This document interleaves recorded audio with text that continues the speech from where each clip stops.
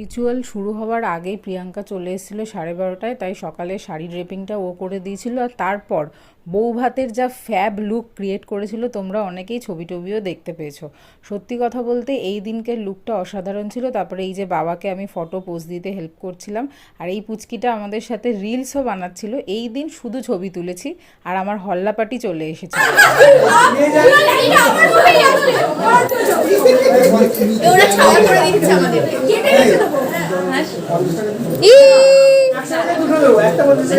একটু বেশি হয়ে গেল।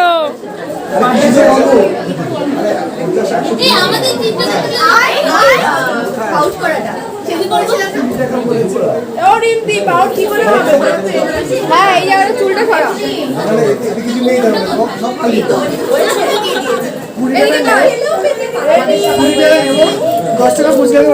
এই শোন না, তোর কাছে যে কটা ব্যাগ আছে একটা ব্যাগ নিয়ে পালিয়ে যায়।